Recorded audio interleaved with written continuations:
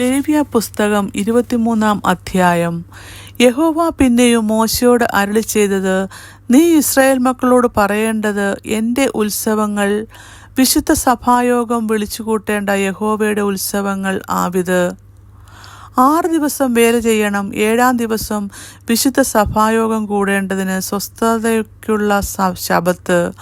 അന്ന് ഒരു വേലയും ചെയ്യരുത്. നിങ്ങളുടെ സകല വാസസ്ഥലങ്ങളിലും അത് യഹോവയുടെ ശബ്ബത്ത് ആകുന്നു. അതത് കാലത്ത് വിശുദ്ധ സഭായോഗം വിളിച്ചു കൂട്ടേണ്ടുന്ന യഹോവയുടെ ഉത്സവങ്ങൾ ആവിത്.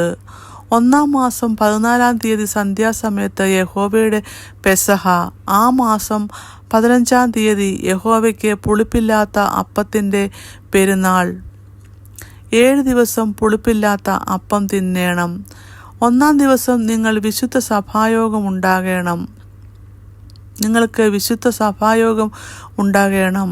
സാമാന്യ വേല യാതൊന്നും ചെയ്യരുത്. നിങ്ങൾ 7 ദിവസം യഹോവയ്ക്ക് ദഹനയാഗം അർപ്പിക്കണം.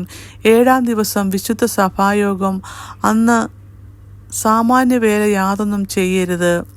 യഹോവ പിന്നെയും മോശയോട് അരുളിച്ചെയ്തത്, നീ ഇസ്രായേൽ മക്കളോട് പറയേണ്ടത് എന്തെന്നാൽ, ഞാൻ നിങ്ങൾക്ക് തരുന്ന ദേശത്ത് നിങ്ങൾ എത്തിയ ശേഷം അതിലെ വിളവെടുക്കുമ്പോൾ നിങ്ങളുടെ കൊയ്ത്തിലെ ആദ്യത്തെ കറ്റ പുരോഹിതൻ്റെ അടുക്കൽ കൊണ്ടുവരേണം.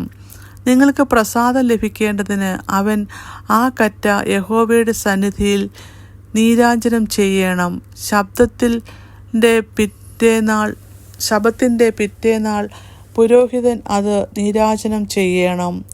കറ്റ നീരാജനം ചെയ്യുന്ന ദിവസം നിങ്ങൾ യഹോവയ്ക്ക് ഹോമയാഗമായി 1 വയസ്സ് പ്രായമുള്ള ഊനമില്ലാത്ത ഒരു ആണാട്ടിൻകുട്ടിയെ അർപ്പിക്കണം. അതിൻ്റെ ഭോജനയാഗം എണ്ണ ചേർത്ത 2 ഇടങ്ങഴി നേരിയ മാവ് ആയിരിക്കണം.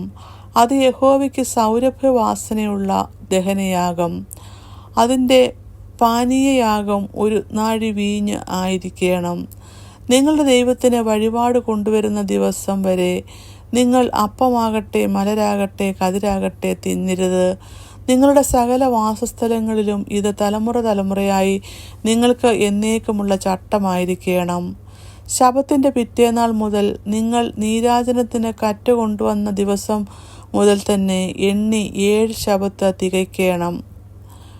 7-ാമത്തെ ശബ്ബത്തിൻ്റെ പിറ്റേനാൾ വരെ 50 ദിവസം എണ്ണി യഹോവയ്ക്ക് പുതിയ ധാന്യം കൊണ്ട് ഒരു ഭോജനയാഗം അർപ്പിക്കണം. നീരാജനത്തിന് 2 ഇടങ്ങഴി മാവ് കൊണ്ട് 2 അപ്പം നിങ്ങളുടെ വാസസ്ഥലങ്ങളിൽ നിന്ന് കൊണ്ടുവരണം. അത് നേരിയ മാവ് കൊണ്ടുള്ളതും പുളിപ്പിച്ച് ചുട്ടതും ആയിരിക്കണം. അത് യഹോവയ്ക്ക് ആദ്യ വിളവ്. അപ്പത്തോടുകൂടെ 1 വയസ്സ് പ്രായമായ ഊനമില്ലാത്ത 7 ചെമ്മരിയാട്ടിൻകുട്ടിയെയും 1 കാളക്കുട്ടിയെയും 2 മുട്ടാടിനെയും അർപ്പിക്കണം. അവയും അവയുടെ ഭോജനയാഗവും പാനീയയാഗവും യഹോവയ്ക്ക് സൗരഭ്യവാസനയായ ദഹനയാഗമായി യഹോവയ്ക്ക് ഹോമയാഗമായിരിക്കണം. 1 കോലാട്ടുകുറ്റനെ പാപയാഗമായും 1 വയസ്സു പ്രായമുള്ള 2 ആട്ടിൻകുട്ടിയെ സമാധാനയാഗമായും അർപ്പിക്കണം. പുരോഹിതൻ അവയെ ആദ്യ വിളവിൻ്റെ അപ്പത്തോട് 2 ആട്ടിൻകുട്ടിയോടും കൂടെ യഹോവയുടെ സന്നിധിയിൽ നീരാജനം ചെയ്യണം. അവ പുരോഹിതനു വേണ്ടി യഹോവയ്ക്ക് വിശുദ്ധമായിരിക്കണം. അന്ന് തന്നെ നിങ്ങൾ വിശുദ്ധ സഭായോഗം വിളിച്ചു കൂട്ടേണം. അന്ന് സാമാന്യ വേല യാതൊന്നും ചെയ്യരുത്. ഇത് നിങ്ങളുടെ സകല വാസസ്ഥലങ്ങളിലും തലമുറയായി നിങ്ങൾക്ക് എന്നേക്കുമുള്ള ചട്ടമായിരിക്കണം. നിങ്ങളുടെ നിലത്തിലെ വിളവ് എടുക്കുമ്പോൾ വയലിൻ്റെ അരിക് തീർത്ത് കൊയ്യരുത്. കാലാ പെറുക്കി കളയരുത്. അത് ദരിദ്രനും പരദേശിക്കും വിട്ടേക്കണം. ഞാൻ നിങ്ങളുടെ ദൈവമായ യഹോവയാകുന്നു.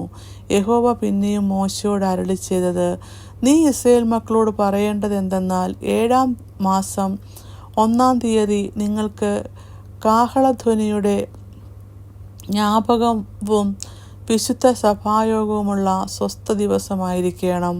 അന്ന് സാമാന്യ വേല യാതൊന്നും ചെയ്യാതെ യഹോവയ്ക്ക് ദഹനയാഗം അർപ്പിക്കണം. യഹോവ പിന്നെയും മോശയോട് അരുളിച്ചെയ്തത്, 7-ാം ദിവസം 10-ാം തീയതി പാപപരിഹാര ദിവസമാകുന്നു. അന്ന് നിങ്ങൾക്ക് വിശുദ്ധ സഭായോഗം ഉണ്ടാകണം. നിങ്ങൾ ആത്മതപനം ചെയ്യുകയും യഹോവയ്ക്ക് ദഹനയാഗം അർപ്പിക്കുകയും വേണം. അന്ന് നിങ്ങൾ യാതൊരു വേലയും ചെയ്യരുത്. അത് നിങ്ങളുടെ ദൈവമായ യഹോവയുടെ സന്നിധിയിൽ നിങ്ങൾക്ക് വേണ്ടി പ്രായശ്ചിത്തം കഴിക്കേണ്ടതിനുള്ള പാപപരിഹാര ദിവസം. അന്ന് ആത്മതപനം ചെയ്യാത്ത ഏവനെയും അവൻ്റെ ജനത്തിന് ഛേദിച്ചു കളയണം. അന്ന് ആരെങ്കിലും വല്ല വേലയും ചെയ്താൽ അവനെ ഞാൻ അവൻ്റെ ജനത്തിൻ്റെ ഇടയിൽ നിന്ന് നശിപ്പിക്കും. യാതൊരു വേലയും വരുത്. ഇത് നിങ്ങളുടെ തലമുറയായി നിങ്ങളുടെ സകല വാസസ്ഥലങ്ങളിലും എന്നേക്കുമുള്ള ചട്ടമായിരിക്കണം. അത് നിങ്ങൾക്ക് സ്വസ്ഥതയ്ക്കുള്ള ശബത്ത്. അന്ന് നിങ്ങൾ ആത്മതപനം ചെയ്യണം. ആ മാസം 9-ാം തീയതി വൈകുന്നേരം മുതൽ പിറ്റേന്നാൾ വൈകുന്നേരം വരെ നിങ്ങൾ ശബത്ത് ആചരിക്കണം. യഹോവ പിന്നെയും മോശയോട് അരുളിച്ചെയ്തത്, നീ ഇസ്രായേൽ മക്കളോട് പറയേണ്ടതെന്തെന്നാൽ, 7-ാം ദിവസം 15-ാം തീയതി മുതൽ 7 ദിവസം യഹോവയ്ക്ക് കൂടാരപ്പെരുന്നാൾ ആകുന്നു.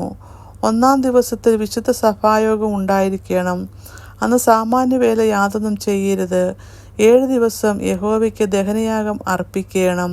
8-ാം ദിവസം നിങ്ങൾക്ക് വിശുദ്ധ സഭായോഗം ഉണ്ടാകണം. യഹോവയ്ക്ക് ദഹനയാഗവും അർപ്പിക്കണം.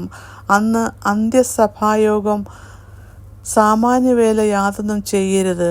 യഹോവയുടെ ശബത്തുകളും നിങ്ങളുടെ വഴിപാടുകളും നിങ്ങളുടെ എല്ലാ നേർച്ചകളും നിങ്ങൾ യഹോവയ്ക്ക് കൊടുക്കുന്ന സകല സ്വമേധാദാനങ്ങളും കൂടാതെ അതൊരു ദിവസത്തിൽ യഹോവയ്ക്ക് ദഹനയാഗവും ഹോമയാഗവും ഭോജനയാഗവും പാനീയയാഗവും അർപ്പിക്കേണ്ടതിന് വിശുദ്ധ സഭായോഗങ്ങൾ വിളിച്ചുകൂട്ടേണ്ടുന്ന യഹോവയുടെ ഉത്സവങ്ങൾ ഇവ തന്നെ.